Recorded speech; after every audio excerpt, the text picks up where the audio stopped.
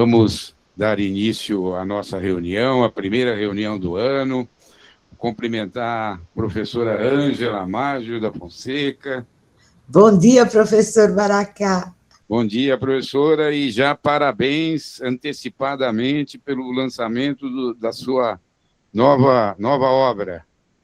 Muito obrigado, professor. Cumprimentando também o professor Laudelino, o professor Salomão, o professor Jesus, os que eu estou conseguindo ver aqui nessa... Tem tanta... Não, mas está bonito, olha, uma tela multi aqui, tem umas 15 professora Ângela, 18 Salomão, 32 professor Laudelino, mas está, olha aí, ó, tá bonita, não está? Então, hoje nós temos o prazer, e no mês de fevereiro nós sempre colocamos temas gerais de interesse, e hoje nós temos o grande prazer de receber aqui o professor Alfredo José Mansur. O professor Mansur é professor do Departamento de Cardiologia no INCOR, e é também graduado aqui na faculdade, fez residência aqui na faculdade, doutorado, e é também, exerce uma função muito importante que não é todo mundo que gosta de participar, que é a Comissão de Ética para Análise de Projetos de Pesquisa do Hospital das Clínicas da Faculdade de Medicina da USP, a nossa tão falada CAPEPESC. Então, e o professor Mansur está nesse cargo há muito tempo, nós já tivemos aqui alguns assistentes que participaram, o professor Sérgio Podgaek, o professor Gustavo Maciel, o professor Yara Linhares, a professora Kátia Carvalho, nós tivemos vários assistentes nossos que participaram da CAPEPESC. O grande problema da CAPEPESC é que as reuniões eram na quarta-feira, e ainda são, né? E pega bem no horário da nossa reunião, mas mesmo assim a gente... Então, mas é uma honra muito grande tê-lo aqui, professor Mansur, e o senhor tem o nosso respeito pelo trabalho que o senhor desenvolve na CAPEPESC. E a gente torce para que o senhor continue lá. Não deixe essa função, além das que o senhor exerce lá no INCOR. Então, o professor Mansur vai nos falar de ética em pesquisa. Hoje, na próxima quarta-feira, nós vamos ter o professor César Fernandes, que vai falar do panorama atual do ensino médico no Brasil. E no dia 18 é quarta-feira de cinzas, até o meio-dia, então nós não vamos ter. E na última reunião, o professor Chau vai nos falar sobre os limites da inteligência artificial. Então, essa é a nossa programação E as aulas nossas, todas as palestras são gravadas e depois ficam disponíveis no nosso portal ginecousp.com.br. Professor Mansur, muito obrigado, por favor.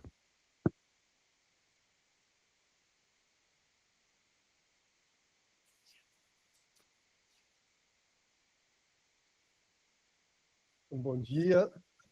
Me ouvem bem, e quem está à distância também. Então, bom dia a todos, muito honrado pelo convite. Obrigado pelos que estão aqui presentes, que eu consigo olhar nos olhos, e os que estão nos acompanhando à distância. Honradíssimo ainda por a primeira reunião do ano ter trazido o professor Baracate para esse encontro com vocês. Então, nós temos designados 40 minutos, nós dividimos mais ou menos assim, eu falo por 25 minutos, de aspectos conceituais amplos, e 15 minutos finais, a Cirleide, que trabalha na CAPEPESC, vai informar sobre tramitação institucional de projetos de pesquisa. Então, o plano da minha apresentação é passar rapidamente pela regulação ética no plano internacional, a regulação ética no plano nacional, a regulação ética no plano local, que é a CAPEPESC. Eu vou fazer uma pergunta depois para vocês sobre efeito serial. E, por último, esses 15 minutos finais, as normas de tramitação institucional de projetos de pesquisa. Então, aqui eu já queria chamar a atenção para uma coisa, para um detalhe muito importante, que é o seguinte: a tramitação de projetos de pesquisa na instituição, ela segue uma norma institucional dos departamentos de diretoria clínica. Não é o comitê de ética que determina a tramitação institucional de projetos de pesquisa. Então, um cuidado que o comitê de ética sempre tem é ter muito claros os limites das nossas prerrogativas. Bom, então, do ponto de vista internacional, veja que temos um documento muito interessante, que eu gosto muito de citar, que é esse de 2011 da Organização Mundial da Saúde. É uma leitura extremamente agradável, extremamente elegante como redação. E sintetiza uma evolução histórica que um componente de toda ética em pesquisa atualmente, toda pesquisa atualmente deve ser submetida a uma revisão ética por um comitê de ética competente. Então, isso é uma orientação internacional. Tem lá a sua evolução ontológica, histórica, etc., que não cabe aqui, mas isso é meio consenso internacional. Então, às vezes se diz lá, porque no Brasil tem CONEP, assim tem comitê de ética. Não, não é aqui que tem, o mundo inteiro tem, se recomenda que tenha. O segundo ponto é o seguinte: recente, nós tivemos o privilégio de participar aqui em São Paulo de uma reunião preparatória dessa reunião da Associação Médica Mundial, que aconteceu em Helsinki em 2024. Nessa reunião de 2024, foi atualizada a declaração de Helsinki, como é feita regularmente durante os encontros da Associação Médica Mundial.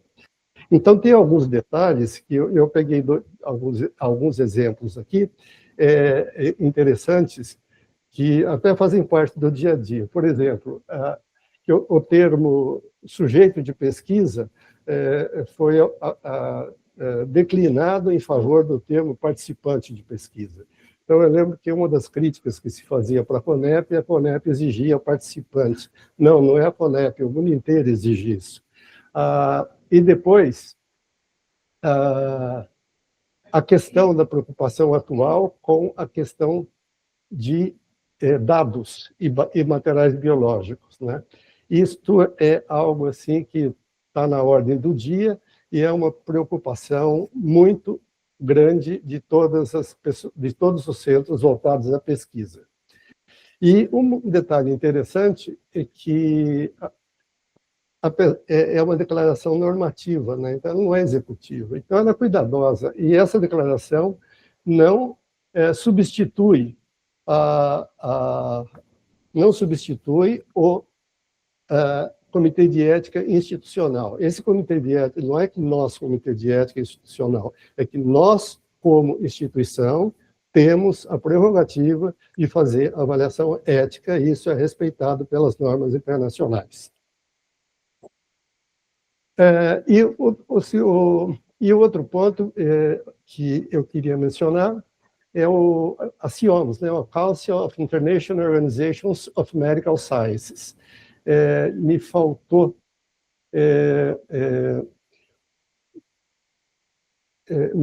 o S no título aqui, desculpe. Esses sites são abertos na internet, e esse livro, por exemplo, está aberto na internet. Então, e nessa reunião que nós participamos aqui em São Paulo, estava o doutor Dominique Sprumont. O doutor Dominique Sprumont é o chefe do departamento jurídico da CIOMS. E foi talvez tinha o presidente da Associação Médica Mundial, do FDA, e o doutor Dominique Sprumont representando a CIOMS. E ele fez um comentário interessantíssimo, vindo de quem está regendo isso a partir da Suíça, eu acho que é de Zurique, que é o seguinte: olha, ele mostrou todo o portfólio de publicações da CIOMS. Então, tinham uns 25 livros, cada livro com 240, 300 páginas, sobre os mais variados questões envolvendo a ética, é algo enciclopédico. E aí ele faz o seguinte comentário, mas vejam, a ética é uma coisa do dia a dia. Ninguém vai ter a capacidade de ler esse número de informações disponíveis com relação a isso. Então, tem um fundamento prático com relação a isso. E para completar uma dimensão internacional, é importante, nós estamos, como Comitê de Ética Institucional, cadastrados no Office of Human Protection ligado ao NIH.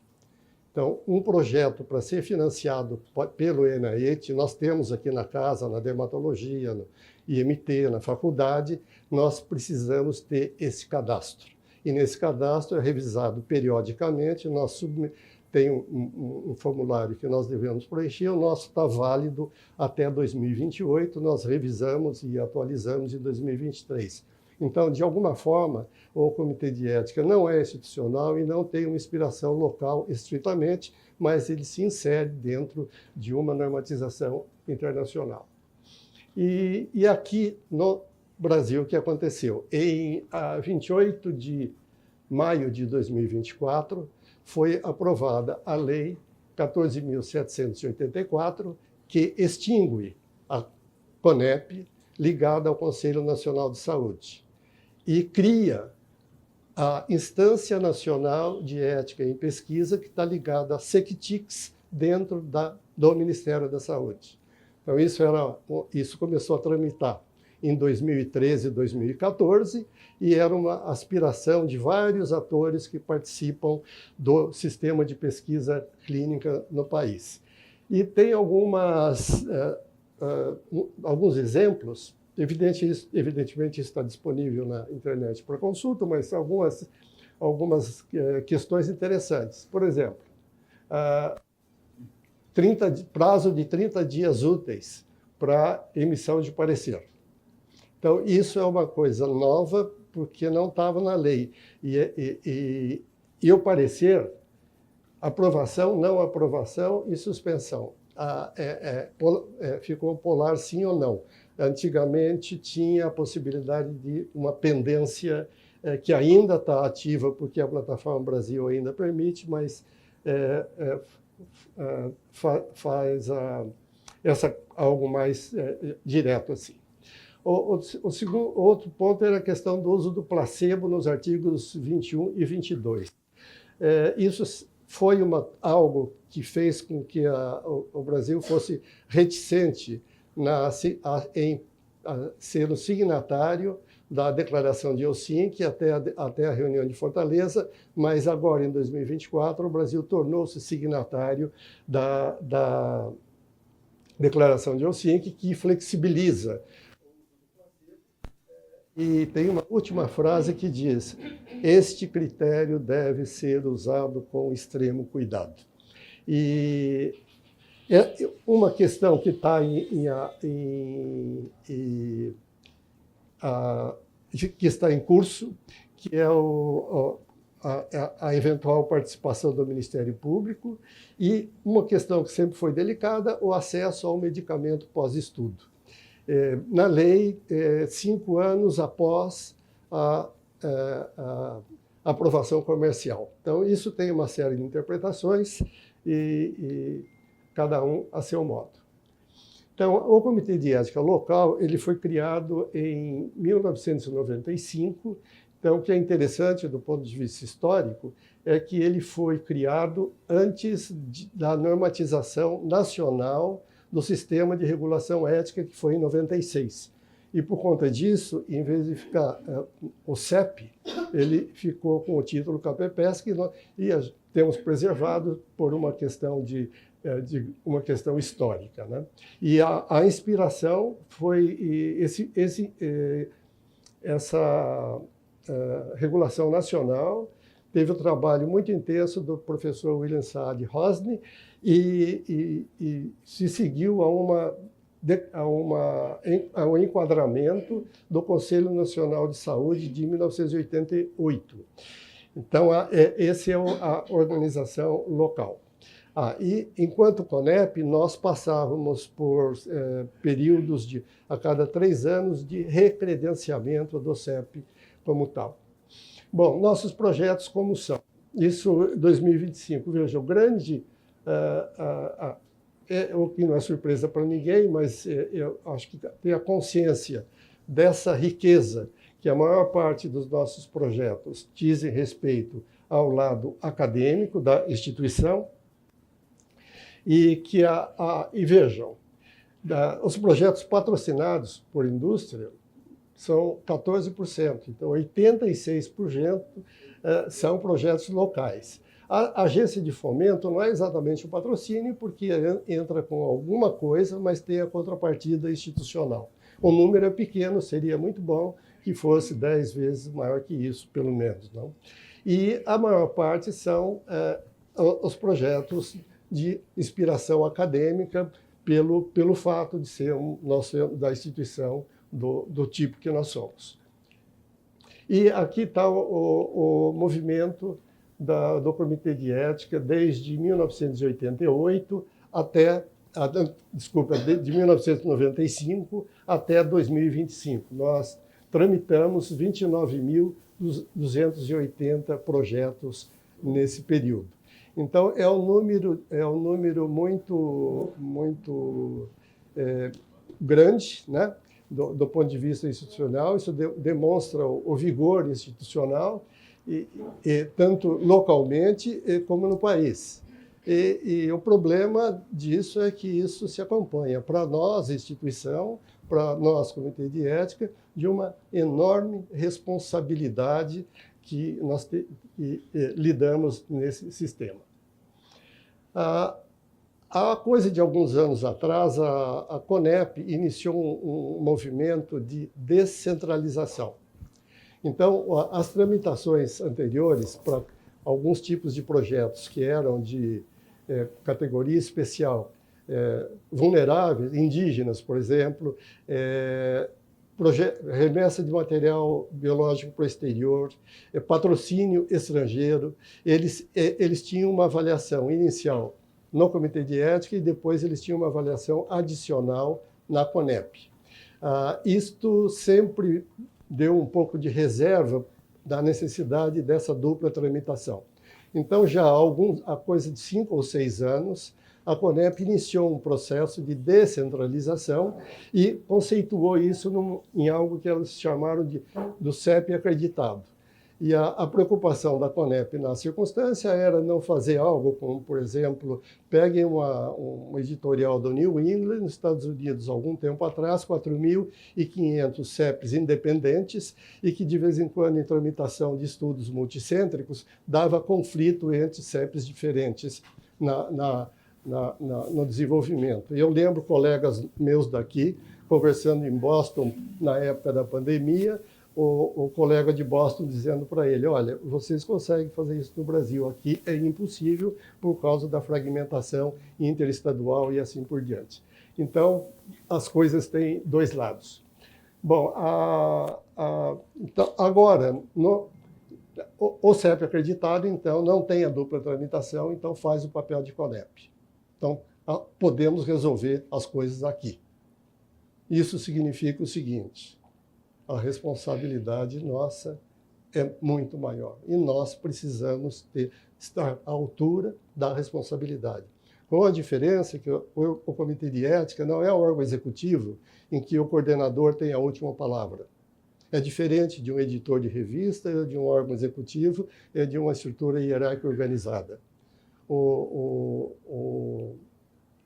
coordenador do Comitê de Ética tem a missão de criar consensos e de conciliar as diferentes tensões que acontecem entre os agentes da pesquisa. Então, para usar um termo atual, contemporâneo, que eu aprendo com os netos, é uma vibe diferente de um órgão executivo que toma a decisão. Então, E isto cria para nós uma responsabilidade enorme. Temos a responsabilidade legal temporal e as responsabilidades de conteúdo. E uma outra coisa importante disso é o seguinte, já disse no início, existe uma tramitação institucional. Nós temos consciência claríssima dos limites das nossas prerrogativas. Nós não fazemos avaliação técnica, científica, isso é feito no nível institucional, não é feito pelo Comitê de Ética. Quando o Comitê de Ética tem alguma dúvida que não está entendendo, pode perguntar, mas não é a nossa coisa. Agora, nessa coisa do Comitê de Ética, nós temos que atender, primeiro, os reguladores. Os reguladores, a nossa lei maior. Agora, em 24 de fevereiro, vai ser instalado a INAEP, que é a nova instância que não substitui a CONEP, não tem uma outra instância nacional de ética em pesquisa. Temos uma reunião que os CEPs acreditados foram convidados no dia 24 próximo, então nós vamos ver o que vai acontecer. Estamos numa certa transição. Nós temos que atendermos não diretamente, porque nós falamos diretamente só com o pesquisador responsável, que é alguém da casa, mas nós temos que atender patrocinadores, as CROs, que são muito bem equipadas e muito bem equipadas em todos os sentidos para lidar com o sistema. Algumas CROs perguntam, mas por que não chama CAPEPESC e não chama CEP? É irregular isso? Até esse tipo de questionamento acontece. E agora nós estamos lidando numa instituição, então nós temos que seguir as normas institucionais, nós temos que atender os pesquisadores, os participantes de pesquisa, e tem algo que eu muito recentemente estou estudando, é a história do efeito serial. O efeito serial, eu não sabia, é uma coisa que é muito antiga, mas do ponto de vista mais moderno, desde Dr. Lashley, 1951, isso tem sido objeto de estudo com relação à memória. Em resumo, o efeito serial diz o seguinte: numa série de eventos, a gente lembra do primeiro e do último. Então, e aqui na instituição, a tramitação no Comitê de Ética é sempre o último. Então, nos corredores, a gente escuta. Está no Comitê de Ética, está no Comitê de Ética, está no Comitê de Ética. É muito interessante, não sei se isso faz parte da nossa memória com relação à institucional. E uma coisa que sempre foi cobrada foi a celeridade. E a celeridade, vocês já devem ter lido também, de vez em quando existe uma coisa chamada celeridade atípica. E isso, às vezes, dependendo da situação em que acontece, essa é uma reportagem que saiu em 2023 no Washington Post, de um comitê de ética nos Estados Unidos, que fazia propaganda era assim, venha com a gente que nós aprovamos muito mais rapidamente. Isto ficou mal visto lá, o que não justifica nenhum atraso, evidentemente. E mais recentemente, algo assim muito interessante, surpreendente, que aconteceu na Dinamarca e foi publicado na Science. Tem um estudo que foi feito na Dinamarca, com 140 mil pessoas, estudando DNA de material obtido de parto de crianças, daquela amostra que se tira no parto, era um estudo de questões psiquiátricas na população dinamarquesa. Então, esse projeto foi feito, começou em 2012, e, na época, o Comitê de Ética aprovou o projeto sem problema. Muito bem. Em 2019, 2 anos antes do final do projeto, os pesquisadores... uma série de contribuições muito importantes. 2 anos antes, os pesquisadores quiseram estender esse cronograma do projeto, porque estava sendo muito interessante do ponto de vista científico. Só que, então, o Comitê de Ética achou que não devia continuar. O Comitê de Ética na Dinamarca teve uma leitura diferente. E uma das participantes escreveu escreveu para Science, reclamando que a amostra dela tinha sido usada e ela não tinha sido consultada. Então, isso é de agosto agora. Então, vejam como essas coisas podem ser delicadas e fazem parte da nossa responsabilidade. Bom, alguns números, mas eu queria insistir nesses aqui. A nossa atuação dentro da questão burocrática, na maioria dos casos, 98% dentro do prazo, 75% pareceres emitidos,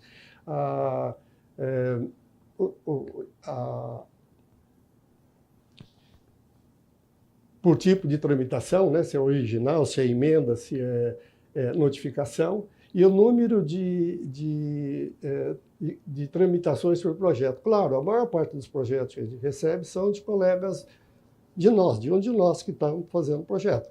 Nós não recebemos projetos grandemente problemáticos. O que é interessante é que, às vezes, a gente recebe alguns projetos nos quais existem detalhes formais que são absolutamente formais e, às vezes, até no qual o próprio pesquisador, o estudante, o pós-graduando, se expõe pelo que escreveu. Então, isso não é ético, isso é uma questão formal. Como é o hospital escola, faz parte da gente lidar com isso, etc., mas isso não é a dimensão ética, então vejo que a maior parte das tramitações são,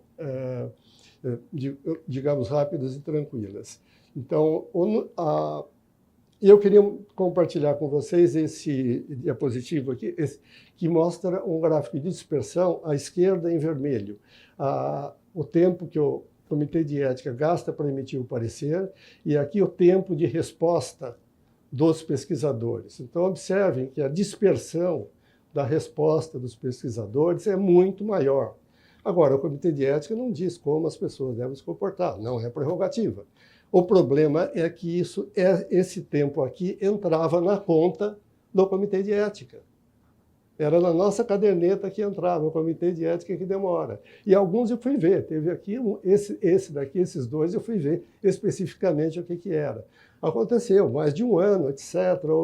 O pesquisador viajou, o pesquisador viajou, ficou fora um ano, o patrocinador desistiu, etc., e ficou em aberto, né? E a gente não tem pernas para fazer esse tipo de controle burocrático desse tempo. Aqui estão os números de 2025. Por sorte, a gente tem um estatístico como relator, então ele faz. E, por último, esse é o último diapositivo, eu queria voltar, então, à questão do efeito serial. Então vejam, tem o efeito da primazia e o efeito do último trâmite recente. Eu fiquei me perguntando e o que acontece aqui, nesse intervalo, a gente não lembra. Onde ficou, na gaveta, com que lugar ficou, etc., etc. A gente já teve situação em que o pesquisador falou, olha, nós temos aí um projeto, etc., e tal. A gente foi ver, falei, olha, professor, dá uma olhada na gaveta tal, que deve estar por aí. Ficou meses na gaveta do escritório dele, com uma das pesquisadores não percebeu que estava lá, e ficou atribuído ao Comitê de Ética. Então, e esse meio da transição é extremamente importante e faz a diferença. Né? A primazia é o pesquisador fazer e elaborar o projeto, e a tramitação é esse meio que fica imperceptível.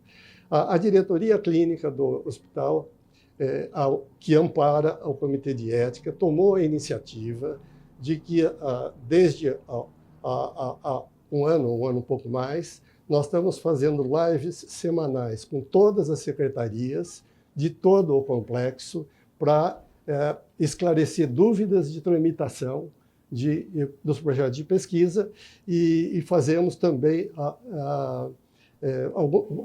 reuniões presenciais. Então, eu passo a palavra para a Cirlede, que vai mostrar esse trabalho que está sendo feito para que se entenda a dimensão institucional da tramitação, que não é do Comitê de Ética. Bom dia a todos, muito prazer, meu nome é Cirlede, obrigada pelo convite, professor Mansur. Eu sou enfermeira de formação, né? Trabalho na diretoria clínica e sou uma das pares do professor Mansur lá na CAPEPESC. Então, aqui, a gente vai falar um pouquinho, só voltando, a gente vai falar um pouquinho sobre... Opa! Oh, voltou tudo, peraí. Aqui. Me acostumar com... Tá, isso. Tá. A gente vai falar um pouquinho sobre submissão de protocolo institucional, aonde começa e aonde termina, né? E aí, aqui está a paginazinha da CAPEPES, que é a carinha nossa, né? Deixa eu só clicar aqui. Isso. Foi. Isso. Aí aqui, pessoal, a gente tem a página da CAPEPESC, né? Só para informação de vocês. Tá, onde que tá a página aí em cima? Está aqui, ó, na CAPEPESC, vocês podem se colocar no Google CAPEPESC, HCFM USP. Não, ensino e pesquisa, né? Isso, ensino e pesquisa também. Tem 2 momentos que vocês podem entrar, ou pelo Google, ou na página da intranet e lá em CAPEPESC. Tá? Tem essas 2 situações. Então, aqui na CAPEPESC está a nossa página, com todas as informações, e lá nós criamos um manual que é de orientação de submissão de protocolo institucional, onde é um manualzinho que tem o passo a passo de como que o pesquisador deve submeter um protocolo institucional. Só lembrando que cada disciplina tem um departamento, e cada departamento tem uma secretária, como muito bem dito pelo professor, essas secretárias são orientadas, né? A gente tem uma ação que eu vou falar adiante para vocês. Então, nesse manual aqui, ele tem o passo a passo. E ele vem colocando aqui, tem um sumário, né? Então, qual é o primeiro passo, que é departamento, serviço ou disciplina. Em seguida, ele vem falando do sistema SGP, que é o Sistema de Gestão de Pesquisa da Diretoria Clínica. É um sistema pelo qual a Diretoria Clínica tem esse controle. Inclusive, a gente utiliza lá uma ferramenta que é o Dashboard, né? Que a gente controla quantos protocolos que envolve pacientes do complexo HC, né? Que são os participantes de pesquisa, que aí tem que passar pelo sistema SGP. E quando são protocolos que não envolvem participantes do Complexo HC, vai só via Plataforma Brasil, que pelo qual a CAPEPESC, nós temos lá os nossos indicadores internos, a gente controla essa quantidade aí de protocolos. Tá? E aqui logo abaixo tem o passo, que é da CAPEPESC, né? E aqui vai indo. Nós atualizamos ele recentemente, esse manual. Então, tem todo o passo a passo de tramitação. Tá? Esse manual foi revisado por vários pares nossos, né? Então, aqui está a carinha do sistema SGP. Só lembrando que todo protocolo ele tem que ser submetido e o pesquisador responsável precisa ter vínculo empregatício com a instituição. Hoje, a gente faz isso porque o aluno ele faz a pesquisa, tem o dado e vai embora, e os dados são da instituição. Né? Então, esse é um dos motivos, e a gente coloca aqui também. Então, aqui tem o passo a passo do SGP. Descendo um pouquinho mais, tem todas as carinhas, né, do passo a passo. E só ressaltando também que o sistema SGP está passando por uma modernização. A ideia da diretoria clínica é atualizar o sistema SGP, onde cada departamento ele vai poder saber quantos protocolos são tramitados ali naquele departamento, se esses protocolos eles geraram publicação ou não. Então, essa é a ideia que a gente está lá reformulando o sistema SGP. O nosso prazo, a nossa meta de entrega é, no máximo, até agora, essa primeira quinzena aqui de 2026. Tá? E aqui, continuando, né? Então, aqui está explicando passo a passo o cadastro de um novo projeto. Aí vem o passo a passo. Eu não vou ler tudo, mas só para vocês saberem que tem esse manual, para que vocês possam falar para os seus respectivos alunos, aí, onde ele pode encontrar a informação do passo a passo de como ele deve submeter um protocolo. Tá? E o que é interessante nesse manual, vou passar rapidinho aqui, até por questão do nosso tempo, em seguida, aqui, quando finaliza lá no sistema SGP, ele coloca cadastro realizado com sucesso. Né? E aqui embaixo, a gente começa a falar da Plataforma Brasil. Então, tem a carinha. Aqui também eu gostaria de ressaltar um ponto. Quando qualquer um de nós, eu sou relatora, eu sou pesquisadora também, né? Então, quando qualquer um de nós acessamos a Plataforma Brasil, ele tem algumas informações na abinha do pesquisador. E quais são essas informações importantes? Aqui tem um manual do pesquisador, então, quando tiverem qualquer dúvida em relação à construção, elaboração do TCLE, clicando aqui tem um manual do pesquisador, e lá também está o passo a passo, como que eu devo construir um TCLE, né? Então, tem o TCLE, o termo de assentimento, quando é relato de caso, e nesse manual encontra várias informações bastante interessantes, né? E aqui também tem quais são os biobancos que estão cadastrados, que estão ok. Também é só clicar. Aqui está meio apagadinho, mas se vocês verem, tem o biobanco, as cartas circulares, tem várias informações que vocês podem orientar os alunos, acessarem, eles conseguem ter várias informações bem bacanas aqui nessa abinha aqui do manual, do pesquisador, tá? E aqui embaixo, de novo, né, tem o manual do pesquisador, a gente até ressaltou aqui, né, porque às vezes o manual fica olhando, mas tem aqui também o link, tá? O manual do participantes, que é um manual de pendência, né? Então, eu não quero que o meu protocolo fique parado, porque é bem como o professor também colocou, o que, que acontece? Às vezes o pesquisador submete um protocolo e na triagem documental a gente vê assim, pendências tão simples, só que cada pendência gerada, o protocolo volta do zero novamente quando for submeter, né? Então, às vezes o TCLE esquece de colocar o endereço correto da CAPEPESC, esquece o contato do pesquisador. Então, aqui nesse manual está o passo a passo de como você deve construir um TCLE de acordo com o protocolo de pesquisa que vocês vão submeter, tá?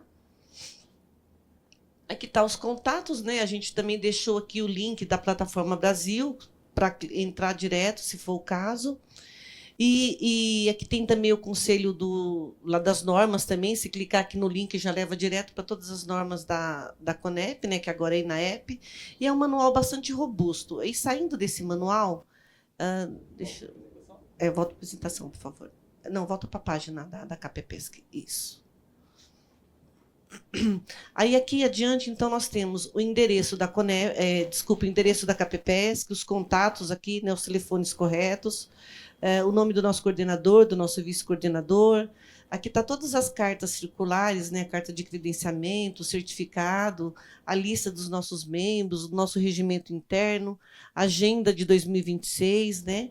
E aqui nós achamos interessante colocar também que agora a gente vai atualizar, porque ainda está nessa transição da CONEP para a INAEP, mas clicando também aqui nesse link, leva para todas as resoluções, as normas, que é interessante que o pesquisador tenha essa informação. E aqui nós temos alguns roteiros. Então, o roteiro de termo de consentimento, como que deve elaborar um termo de consentimento, o roteiro de elaboração de termo de assentimento, né? Cartas-resposta, né? Às vezes a gente pega a pendência que é uma resposta e a pessoa só coloca, só anexa uma carta, mas não está dentro do roteiro que é padronizado pela CAPEPESC, né? Então, preparo de regulatório, também tem aqui esse formulário de encaminhamento de emenda, termo de uso de dados, né? E o formulário. E também aqui, para facilitar também a vida, a gente deixou esses dois links, clicando aqui leva direto para a página lá do SGP, que é onde já inicia o cadastro, e clicando aqui vai direto para a Plataforma Brasil. Foi uma forma que a gente encontrou de estar fazendo essas informações no site para ficar bem fácil para o aluno. Vou voltar para a página da apresentação. Isso. E aí, aqui, né?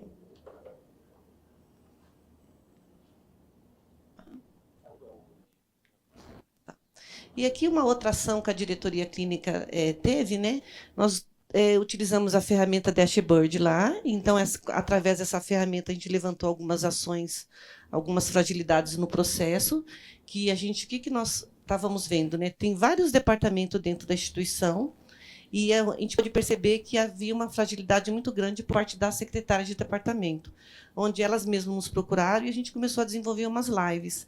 Então, no ano de 2025, foi mais de 1.000 participantes. Dentre essas participantes, também tivemos pesquisadores, relatores que participou. Uma live que nós realizamos todas as sextas-feiras, das 10h30 às 11 horas, é exatamente meia hora, computando bem o tempo, e é onde nós discutimos todos juntos, né?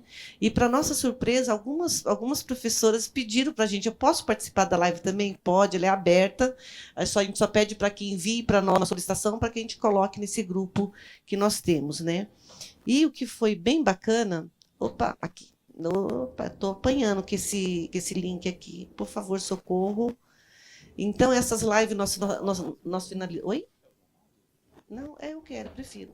Com essa live, nós alcançamos o número que nós queríamos, e dentre todas as dúvidas que nós tivemos nas lives por parte da secretária, a principal de consentimento, que isso nos chamou muito a atenção. Então, foi bem bacana, a gente concluiu o que a gente queria nessas lives, né? Então, eu fico aqui são para dúvidas, o que eu tinha para falar era isso, foi bem rapidinho, porque nós temos uma reunião agora também, mas caso vocês tenham qualquer dúvida, a KPPS, que é a diretoria que está à disposição para sanar a dúvida de vocês, tá? E muito obrigada pela presença de todos.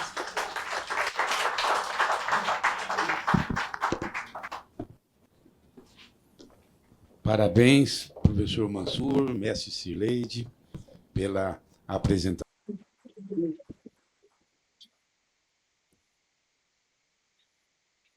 Parabéns, professor Mansur, mestre Cileide, pela apresentação. E, professor, por favor, nós vamos rapidamente colocar o tema em discussão. Cileide, por favor, quero parabenizar mais uma vez o professor Mansur, a mestre Cileide, pelo trabalho que desenvolve com todo a comissão. E o Gustavo Maciel. Parabéns, professor. Parabéns, Cileide. Gustavo coordena a nossa comissão aqui no departamento, né, atualmente, né? Isso. Eu brinco com o Sérgio, né, que a gente, durante muitos anos, a gente sai do CEP, mas o CEP não sai da gente, professor. Depois que eu saí do CEP, na época FMUSP, né, eu acabei ficando aqui no CEP do departamento, e hoje eu sou coordenador do CEP lá do Fleury também, que a gente já conversou, né. Mas parabéns, eu acho que a gente tem que desmistificar um pouco o papel do KPPESC, porque muitas vezes o pesquisador acha que aquilo é um entrave na vida dele, né? E, na verdade, não é um entrave. Eu acho que é uma oportunidade de proteger o pesquisador, proteger o participante, né? E, acima de tudo, garantir a civilidade do processo. A propósito dessa civilidade, eu vou fazer uma pergunta mais filosófica para o senhor e uma bem prática para a Cileide. Foi mostrado aí na BBC, no centro de Londres, anteontem, 2 ladrões que eles, às 10 horas da manhã, eles entraram, nem entraram na rua, eles começaram a quebrar o vidro de uma joalheria, e na frente de todo mundo, 10 horas da manhã, no centro de Londres, abriram e roubaram, e o pessoal desesperado lá dentro, etc. e tal. Aquilo me chamou muita atenção, né? Tem um presidente, né, de um país que invadiu o outro, falou assim, eu vou invadir porque eu quero fazer negócio com o petróleo que tem aí no seu país, né? Assim, explicitamente. Então, a minha pergunta para o senhor é a seguinte, parece que a gente está perdendo essa civilidade, né? Então, eu queria saber, com relação ao senhor, porque tudo nessa questão do CEP, dos direitos dos participantes, isso é uma questão de consenso de todo mundo, né? Quer dizer, o senhor mostrou documentos aí relacionados, por exemplo, a consenso da ONU e etc. e tal. Como o senhor vê esse mundo hoje e essa questão dessa perda de consenso? Será que a gente vai partir para um tempo onde que um mata o outro, está tudo bem, e aí usa o outro como objeto de pesquisa e está tudo bem? E a segunda coisa bem prática que eu queria perguntar para a Cileide, eu tenho uma dúvida nos estudos multicêntricos, com relação à questão da comunicação entre eles. Por exemplo, se um centro ele faz uma emenda, todos os outros ficam sabendo imediatamente? Como é que funciona isso? Que eu ainda tenho um pouco de dúvida nessas situações, sabe? Dessa comunicação. Professor Mansur, por favor. Eu acho que essa dimensão é uma preocupação, uma pergunta que nós todos temos, né? E bem além do caminhãozinho nosso, né, da jogatina. Mas, assim, do ponto de vista nosso aqui, é que, né, esse fenômeno novo de imediatismo de comunicação faz com que seja difícil acompanhar a transparência dessa comunicação. A gente estava conversando antes, né, os processos editoriais, por exemplo. que eram demorados, etc., e hoje são muito mais rápidos. E eu acho que aí cria uma dissonância temporal entre diferentes demandas, né? Tem gente que estuda isso. Então, o último estudo que eu peguei disso era um estudo feito na Noruega, em que fizeram uma iniciativa de atendimento de emergência que tinha 3 pilares: pessoal de saúde, polícia e bombeiro. E deu conflito. Por que deu conflito? Porque cada um tinha uma dimensão temporal diferente. Então, não era um conflito ético em si, mas... isso depende de uma transparência. E é difícil a gente ter essa transparência, capilaridade, que dê credibilidade e segurança. Traduza isso para um sistema bancário. A segurança, a confiabilidade, a credibilidade é uma parte importantíssima disso. Então, para nós, institucionalmente, nós deveríamos ser capazes ou ter essa transparência que fizesse, porque individualmente, cada um de nós, quando está vendo um paciente, certamente, com toda certeza, obedece a todos esses preceitos individualmente. O difícil é quando nós edificamos isso numa forma organizacional que possa ser o suficientemente ágil. Essa é uma dificuldade a gente tem usado um termo que é de maturidade organizacional. É um termo que então tem a maturidade digital, esse termo maturidade parece estar na moda. Então, maturidade digital, maturidade científica, e aqui no caso de maturidade organizacional, de nós fazermos isso em conjunto. Agora, a dificuldade prática é que isso não depende de uma pessoa, de uma instituição, ela depende de uma comunidade. Por exemplo, na comunidade dos membros relatores da CAPEPESC, que é voluntário, que custa tempo, que tem prazo, etc., essa manifestação, né, que trabalha por consenso, e que e você está cuidando, digamos, nós estamos cuidando da organização. Então, isso é uma questão de maturidade organizacional, de construção constante. Então, acho que a gente não é uma perda nesse sentido, mas eu acho que tem uma dificuldade prática que é inerente ao próprio processo, em relação ao tamanho, em relação às velocidades, em relação às demandas, que são, às vezes, paralelas, às vezes são seriadas, que eu acho que, do nosso ponto de vista e do ponto de vista institucional, eu acho que isso não tem uma corrosão, não. Acho que tem uma dificuldade prática que eu acho que faz parte do pacote. Cileide, os multicêntricos. Em relação aos multicêntricos, depende de quem é o centro coordenador. Então, assim, o centro coordenador, ele submete todas as emendas que forem submetidas, o centro coordenador submete e replica para todos os outros centros. Automaticamente. Porém, quando o pesquisador ele submete naquele centro coordenador, ele tem que, sabe lá na plataforma Brasil, tem que ter o CNPJ de todos os outros centros. O que acontece muito, uma fragilidade, às vezes não replica porque aquele centro não foi cadastrado. Entendeu? O que acontece muito quando eu cheguei... E isso aí falha. Por isso que é interessante para o senhor saber quais são os centros que estão cadastrados pelo centro coordenador. Lá na plataforma Brasil, lá na PB Informação, tem lá uma informação com o CNPJ e o nome de todos os centros. Uma vez isso estando tudo ok, o centro coordenador submete a emenda e aí automaticamente a plataforma Brasil replica para todos os demais centros. Perfeito. Tem um detalhe interessante que é o seguinte, por exemplo, tem um momento que é o do pesquisador. A gente não tem acesso. Então, nós temos que devolver para o pesquisador e fazer isso. Se Leide Link fala, olha, inclua tal entidade, porque se não incluir, não sei o quê, mas nisso vai e volta. Como a tramitação institucional, ela sai da diretoria clínica da CAPEPESC, vai para o departamento X, e o departamento tem que chegar, até chegar no pesquisador, tem uma tramitação que está no meio da curva lá do efeito serial. Eu estava agora com um colega falando comigo 10 dias, mas estava nessa parte de tramitação interna de chegar para a gente. Então, Agora, a Plataforma Brasil está sendo revisada. Então, vamos ver o que vem aí. E está em consulta pública também. Então, vamos ver o que vem aí. Sérgio, desculpa, só para complementar.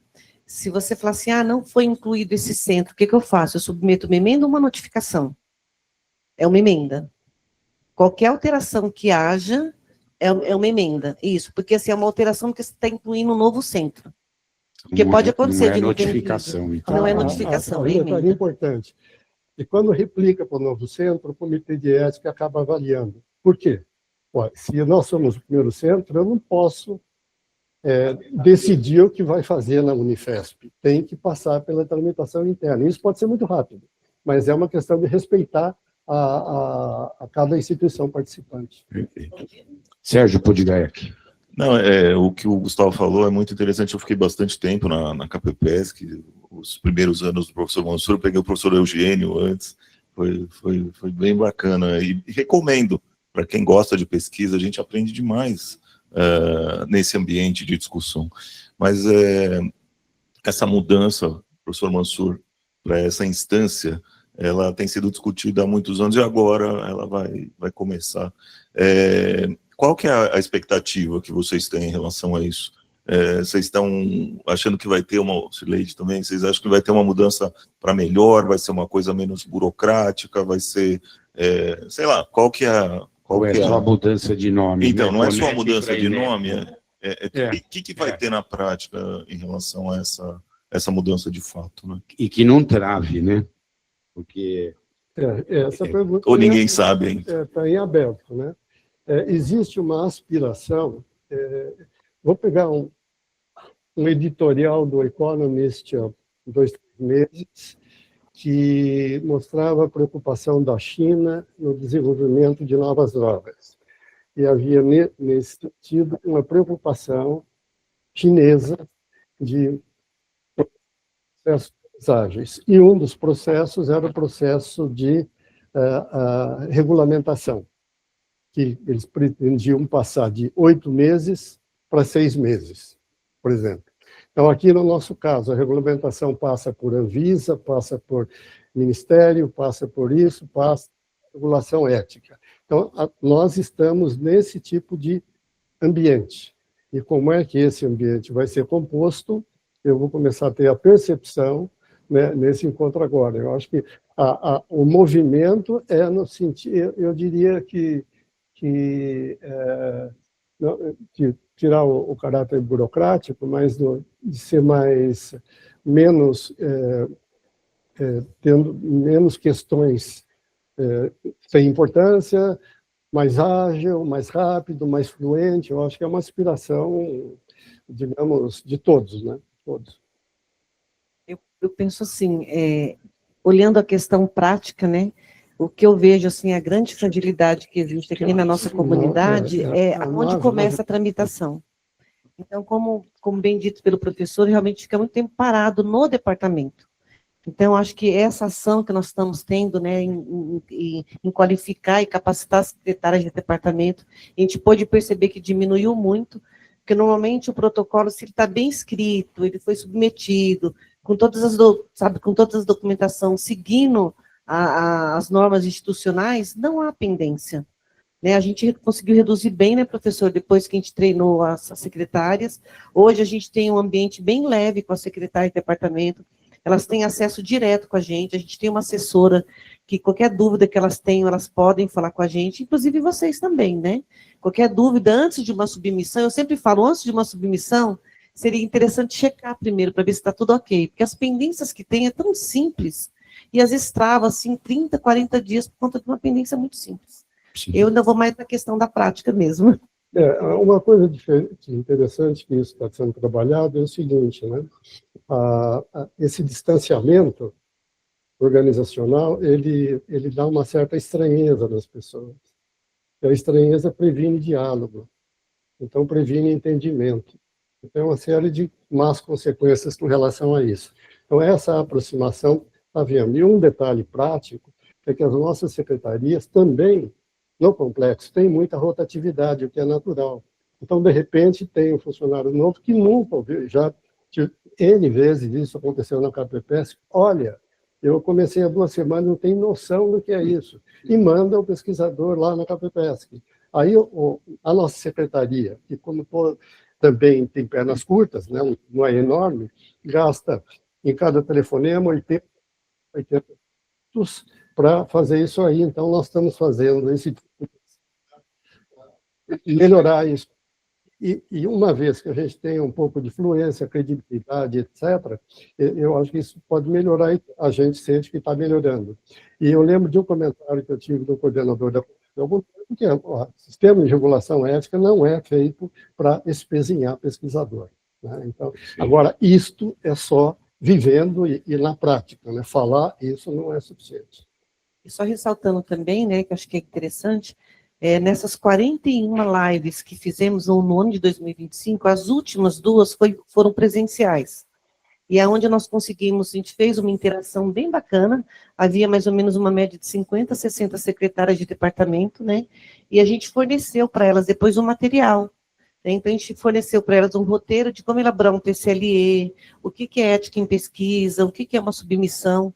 Então, elas puderam adquirir todo o material, inclusive a secretária da Gineco também recebeu esse material, e a gente se colocou à disposição. Tem dúvida para orientar o pesquisador? Ligue para nós, que a gente tem esse canal agora com ela. Felizmente, nós aqui na disciplina, nós temos, e no departamento, a nossa secretária, ela está há muito tempo, a Silvia Mancini, ela não está aqui hoje porque ela está de férias, entrou de férias hoje, mas então, ela é muito ativa, muito... Então, o comentário organizacional importante tem uma corrente que é mais numérica, que acha que esses encontros de interação são perda de tempo. A nossa experiência mostra que esses encontros, eles previnem um número absurdo de e-mails, um número absurdo de telefonemas, eles dão credibilidade para o sistema e eles melhoram o clima do sistema. O problema é que eu não tenho número para medir clima, para diminuir o número de e-mails que não foram, número de interações conflituosas que foram prevenidas, a gente não tem como medir o que a gente preveniu. E isso, do ponto de vista organizacional e administrativo, é delicado. Então, isso é super interessante, porque, inclusive, essa crítica a gente já recebeu. O professor Mansur mostrou que em torno de 80% dos projetos são acadêmicos. Então, é importante trazer esse tema para uma reunião. Às vezes parece que, puxa, ética em pesquisa. E eu resolvi, eu estava de férias, professor, até mandei um WhatsApp para o professor Mansur, nas minhas férias, fazendo convite para ele. Porque nós temos muito, a pós-graduação está a todo vapor, agora nós somos conceito 6, professor, na CAPES, é o nosso programa, e então é importante ter esse tema. Eu espero que os pós-graduandos, como a aula vai ficar, a palestra vai ficar disponível online no nosso portal, então acho que é importante realmente, e o professor mostrou o efeito serial, que é o começo e o fim. Achei muito interessante, professor, porque a gente fica nos 120 dias, tantos dias era KPPESC, tantos dias é o final, mas o intermediário ali fica na gaveta, fica no colo, às vezes o pessoal está fazendo outra coisa e esquece do projeto de pesquisa, né? José Maria, para encerrar, então, por favor. Professor Mansur, parabéns pela palestra. As 2 palestras foram excelentes, claras e importantes para o fortalecimento aqui do nosso departamento, da nossa disciplina em pesquisa. E eu sou também o editor da revista Clinics. Quando eu recebo um trabalho, principalmente aqui do Hospital das Clínicas, eu fico tranquilo, porque eu sei o rigor que é a Comissão de Ética, o rigor que é a KPPESC nesses trabalhos. Porque nem sempre eu vejo isso nos outros países e nos outros comitês de ética de outras regiões. Isso me dá uma segurança, porque vocês estão vendo, está explodindo pelo mundo todo nas notícias, às vezes trabalhos até falsos. E eu vi tudo o que está acontecendo, o senhor mostrou inclusive agora do placebo, Muitos alunos perguntam, o trabalho retrospectivo eu preciso ter consentimento do paciente, e é bem determinado, a gente explica muito bem. Mas a minha dúvida não é em relação a isso que vocês apresentaram. Eu tenho um limbo que eu não consegui responder até hoje, que é o cultivo celular. Quando é primário, quando eu recebo da paciente, que a gente faz, inclusive, no Centro de Reprodução Humana, tem um termo de consentimento da paciente para a doação daquelas células. Mas quando são células que você compra, que já são padronizadas, né, já são uma linhagem celular determinada, essa nem a Comissão de Ética Animais tem como entrar, e às vezes ele tem dificuldade, inclusive, aqui na CAPEPESC. Será que não teria que ter uma nova visão a respeito disso? Por quê? Porque gera informação, e isso também deve ter um certo controle até ético, se pode ser feito ou não. Então, a cepa comerciais não são... O Comitê de Ética avalia projetos de pesquisa que envolvem pacientes do complexo. Se não envolve paciente do complexo, não é avaliação do Comitê de Ética. E não precisa, então. Não, Ela entra no método do estudo. E é interessante que tem algumas coisas, então, que não fazem parte do escopo. Eu lembro uma vez que teve um trabalho que foi feito, que não fazia parte do escopo, foi para a PLOS ONE, e o editor da PLOS ONE mandou uma volta e exigiu do pesquisador que, peraí, você não submeteu, ou você acha que não precisa, ou o Comitê de Ética disse que não precisava. Teve esse tipo de questionamento. Mas se não envolve o participante que é membro do complexo e é coisa comercial. Né? Muito bom, então. Professor Mansur, Cireide, muito obrigado, foi excelente, e eu gostaria muito de agradecer a participação de vocês aqui. Muito obrigado. Obrigado.